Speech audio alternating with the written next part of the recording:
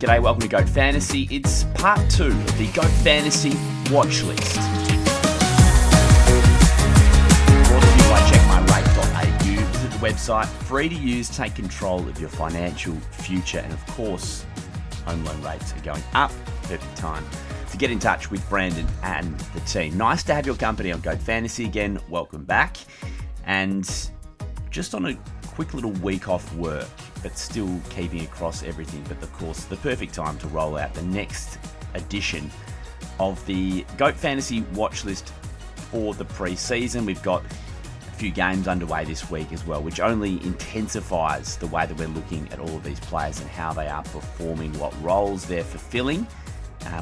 And just a heads up, for those who listened to my chat with Holmesy, you would have heard Dennis in the background. He is hanging out with me this afternoon. This is actually back to the venue this time last year where we recorded our first couple of Goat Fantasy podcasts as we decided to dive into this space. So there's a bit of nostalgia associated with the Holiday House in Blairgowrie, for those who know Victoria well. All right, so we did 50 to 31 the other day. We rounded out that first batch with Nasiah Wanganeen-Millerer, and I guess a quick update to number 32, which is Finn Callaghan, who's picked up a hip injury and he's out for a couple of weeks.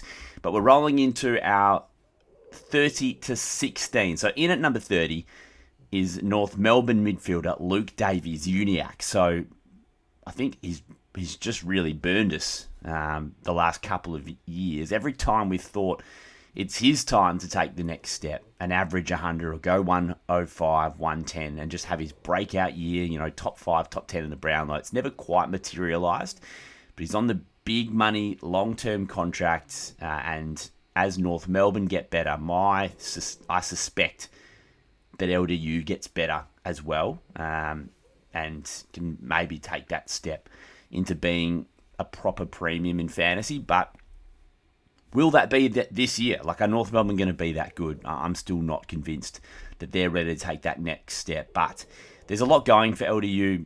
He's priced in the 80s, and it feels like there's a bit of upside there, particularly in AFL fantasy. And even if he goes 95, 96, there's no early buy. He's still producing at above his price stat figure. So there's an argument to say that LDU could be a nice pick to start the season. Let's wait and see. Certainly there's a bit of risk associated with it, but an underpriced option who could drop premium scores. Nice early draw for North Melbourne as well, with Richmond and West Coast in there. All right, 29 is Jagger Smith, the young gun from Carlton. In a way, it was almost... You almost didn't have to have him on this list because, of course, everyone will have him across all formats. I don't think there's much really for me to even say about Jagger. He's just a must-have, but whenever you talk to people at Carlton, they're just so impressed with his professionalism, his skill level, his work rate, his aerobic capacity. Every box he's ticking. He's still on the small side, of course, and that's always going to be the case. But there's no reason why he can't make a massive impact. He might well win the Rising Star Award. And, a fit, firing Jagger Smith potentially adds an extra element to that Carlton midfield. So a lot to look forward to with a basement price. It's all upside for Carlton and Jagger Smith, and we get a look at him in opening round. 28, we've got Kitty Coleman from Brisbane, so he's only played a couple of games over the last 2 years. Persistent injuries last season. The recovery from the ACL wasn't as good as it should have been. Unfortunately, he didn't tick every box.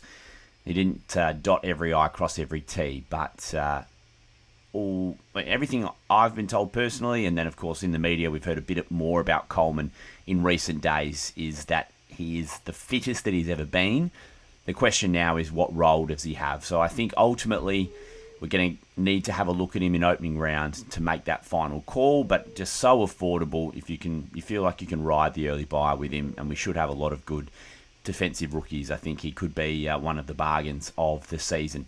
In at 27, again, probably doesn't even need to be on this list, but that's why he's so deep. It's Colby McKercher, superstar in the making at North Melbourne. He's got the half-back role, which he didn't have at the start of last season, was playing sort of that wing and high half forward. He's trained with the mids a little bit so far this pre-season, which was a slight flag after finishing last year as a half-backer, but I think he's underpriced for what he's going to produce. And with no buy, I think Colby is a lock in most of our teams. 26 is Essendon midfielder and All-Australian in 2021, Darcy Parish. That has been the peak of his fantasy career and of his AFL career. A superb season. It was now 5 years ago, but he is injury-free. He's had a good pre-season. And I guess what works in Parish's favour and in our favour is that really he is an out-and-out midfielder. And he is an accumulator, but he is not super damaging. So that usually bodes well for us as fantasy coaches. So the hope is that he can return, to somewhere close to that 2021 level.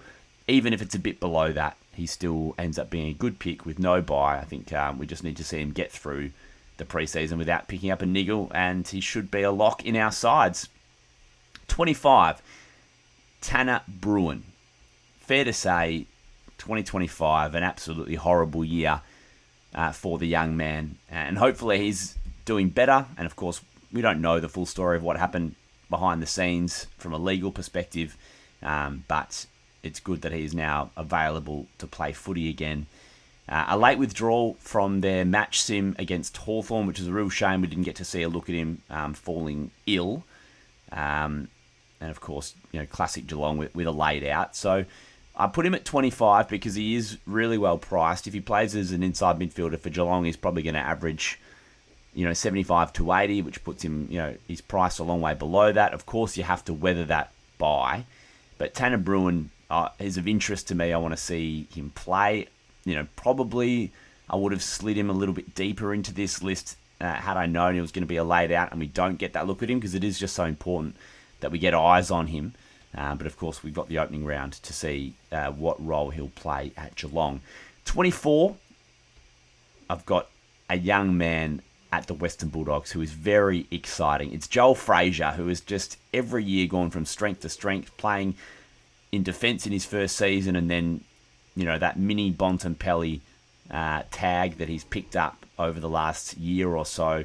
He can play in defence, he can play half forward, he can play wing, he can play through the midfield, just super competitor, good footy IQ, so versatile, which of course works against us a little bit, but from what I've been told, my man at the Western Bulldogs says that he is very much a part of the midfield rotation and may have even pushed ahead of a few of his more senior teammates. So we'll get a look at that in the pre-season. But so far, it seems like he has taken a leap and could be a really big year for Joel Frazier. So is it enough to start with him?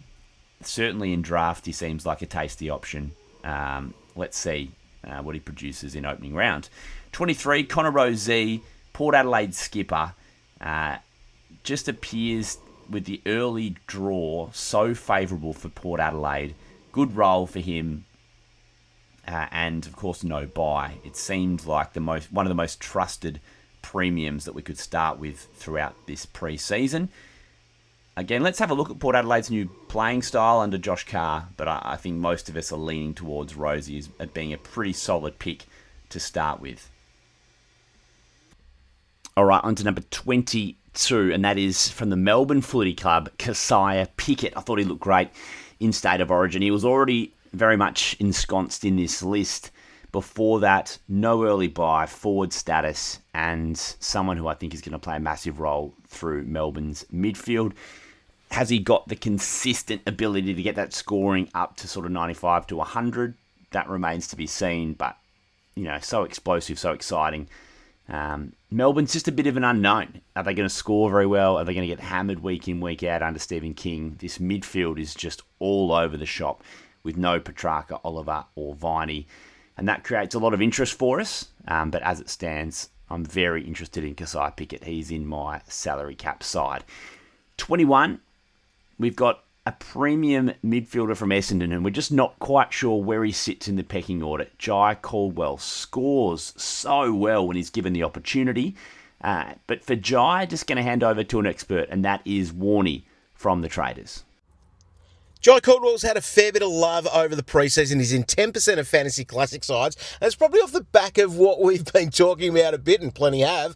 118 average in the 5 games prior to his injury last year. And over the 16 games in the last 2 seasons where he's averaged 60% CBAs, we love cherry-picking stats, he's gone at 116.5. So I'm seeing him as the first banana in the midfield and the first magnet on the board there for the Bombers. And I think that's what he's going to be looking like. Injuries the concern and what that might look like for him moving forward with that jarred knee, but I don't think it's too much of an issue. The big thing for me, though, is actually looking at him versus Zach Merritt, who's in 5% of teams, who has gone at those 10 years worth of 100-plus averages for the year. I think they're going to be neck and neck, and you save a whole $9,000 by going Zach. Interesting choice. I like him. I think that he could be one of those unique ones if you wanted to go there with it, because his ownership will possibly drop Appreciate shortly. that. All right, number 20, Sam Flanders, the new St Kilda midfielder. So has shown us a lot of scoring potential throughout his career. You know, unbelievably good off halfback for the Gold Coast a couple of years ago. And then when he's played as an inside midfielder, he's also been really prolific. Last season just never got going due to injury.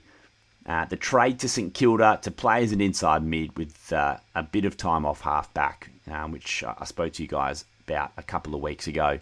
It seems like he is the lock of all locks. Great fantasy role and a nice price as well. I think we're all locking Sam Flanders into our team. His spot at number 20, purely reflective of the fact that we will watch him, but he doesn't have to do much to get into our teams. Now, number 19, I've got a couple of Melbourne guys here. Just hard to split them, but certainly what we saw in their intra-club is very interesting. So at 19, we've got Harvey Langford and Caleb Windsor. Now, Langford, I think his pedigree as a future fantasy stud, inside midfielder, ball winner, bull, that's locked away. It's just, is it this season or do we have to wait a little bit longer for him to really blossom and flourish? And then Caleb Windsor, who they've tried on the wing and off the halfback flank, you know, playing some more inside minutes as that dynamic midfielder who can burst and run and really impact the game. I think that's really interesting with back status as well. So Windsor, I guess the only question is, you know, can he do it over an entire game? Is he more of a burst player? Is he much of an accumulator?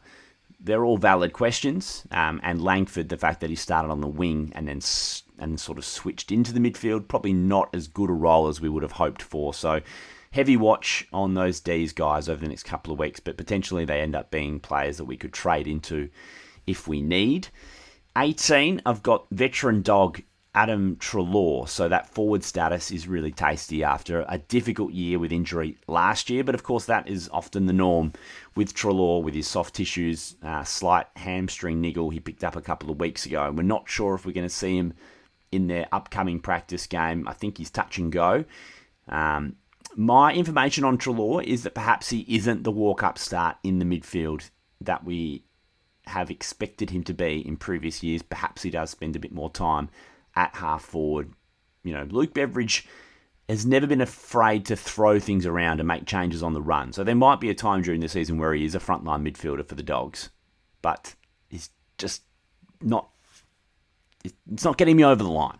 I'm not excited about what he can produce this year. Happy to be proven wrong, but I think it's probably someone who I'll be avoiding. But that forward status is so tempting. At 17, a guy I've been banging on about all pre-season. That's Connor McDonald from the Hawthorn Footy Club. Now, we saw some flashes of it in the practice game against against Geelong, I beg your pardon. Certainly he spent plenty of time inside mid. Sam Mitchell's already said he's going to split his time between the forward line and through the midfield. But it just feels like this could be his year to break out. The opportunity is there. Someone's got to take it. And I think McDonald could be that guy.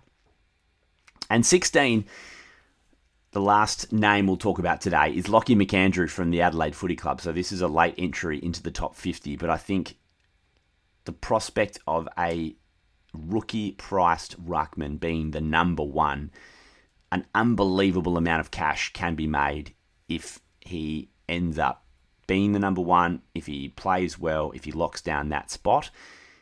Could just be a rocket for Riley O'Brien. That's been mentioned by Warney, who said, you know, watching up close during the match sim, it seemed like Riley perhaps a bit better at ground level.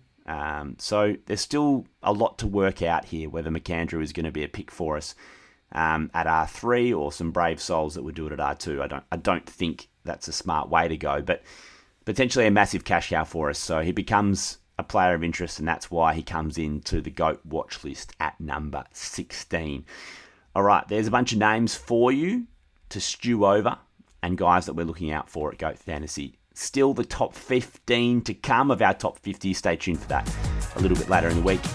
Enjoy all these match sims. A lot to keep your eye on. And of course, keep coming back to GOAT Fantasy. We'll keep you updated with everything going on in the fantasy world. Thanks to checkmyrate.au. Catch you soon.